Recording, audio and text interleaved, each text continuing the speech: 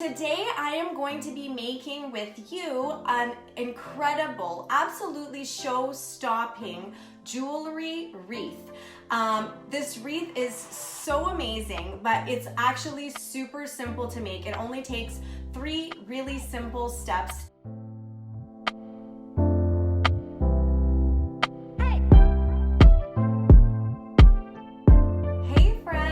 Natalie here from TotallyDazzled.com, where we help you craft with a little bit of sparkle by providing all the rhinestone embellishments you need. So the first step of our project is actually going to be painting a foam wreath form. So this is just a standard wreath form that you can get at any craft store.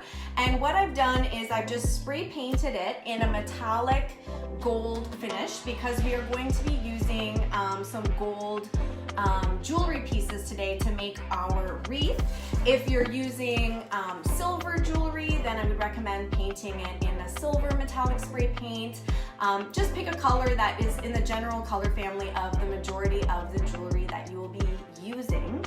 And then once it's painted, I also recommend adding just a really light sprinkling of glitter on it. A glitter, again, to match the color that you're going with. So I'm using gold today. If you're making a silver jewelry wreath, then you'll want a little touch of silver glitter. And the glitter just adds a little bit of reflectiveness so that once your jewelry and brooches are all added onto your wreath, it looks like a really seamless, really professional finished product. So, for the sake of time, I have completed step 1. So our wreath form is painted, has a touch of glitter, and it's ready to go. So here's one of our brooches. I just unwrapped this one. It's really pretty and unique. And before I glue it on, I'm actually going to just remove the little pin backing with some wire cutters. These are just little wire cutters that you can get at any craft store. They're really easy to come by. And you can see how easily that comes off. It's not a big deal. And so I've done that to our pieces here already that had pin backing. Some of them don't have it. It's an assortment. So I have removed the pins from all of these just for the sake of time. So all of our pin backings are removed and now we get to start gluing. I do recommend that you use high temp glue gun for this project. Our brooches are metal and the larger ones do get a little bit heavy. So the high temp glue gun really gives it that strong hold. That's really best, especially when you're using some of these larger pieces. All right guys, so one thing I wanted to show you, and I'm gonna just use this one as an example. When you're adding the glue, you want to go all along the highest edge. A lot of the brooches kind of have like a curve to them, but because this outer edge, which is the lowest, is what's actually going to connect to the wreath form, that's where you want to put the glue so that you get that strong connection and hold. So I'm just applying a little bit of glue, but I've applied my glue and then I'm just going to press it right on to my wreath form, just like that. Okay, so we've got one on already.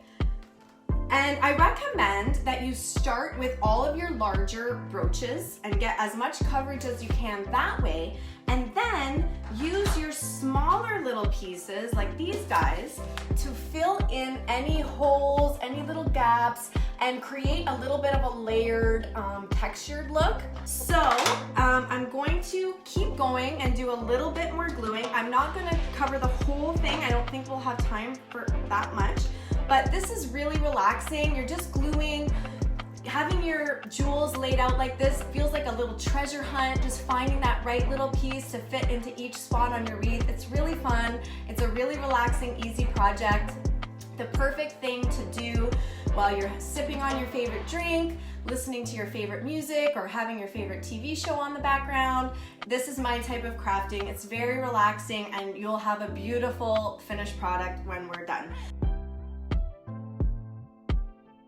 And I'll just show you how this is coming already with just a few little brooches. And you can see how all the gaps are starting to get full and we're making great progress already on it. So that's really exciting. So that is step 2.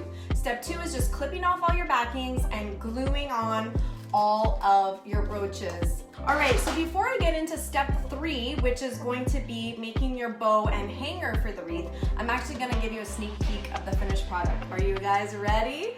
I'm so excited to show this to you. Here it is, guys. I love it so much. I think this is so gorgeous for any holiday Christmas decor. It's so pretty. I hope you can see all the detail in here. It's really, really gorgeous and so easy. Can you believe how beautiful the finished product is? And I'm going to show you how I made the bow for this wreath and the hanger. So I'm just using like this beautiful wired ribbon, and I'm going to cut 2 10-inch pieces, roughly. It doesn't have to be exact. I'm not really a precise kind of girl. I just like to have fun and wing it a little bit. So I'm cutting 2 pieces, and then what I'm going to do is loop them together and then layer them to make a bow. But first I actually need a little piece of some wire because that's how I'm going to attach them. This is just floral wire. Again, you can find it at any craft store, easy to come by. And the ribbon, you can use any ribbon of your choice. You can switch up your bows and ribbons so that this wreath could work for different seasons, whatever you want. So I'm just gonna make these 2 little loops. Okay, so our bow is attached, and now I'm just gonna kind of like fluff it out, puff it out.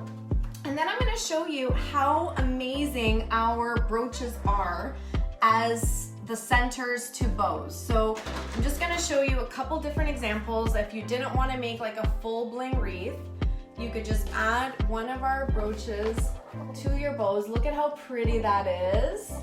And again, we have the different colors. So that one was gold. I'll show you a nice silver one in the middle.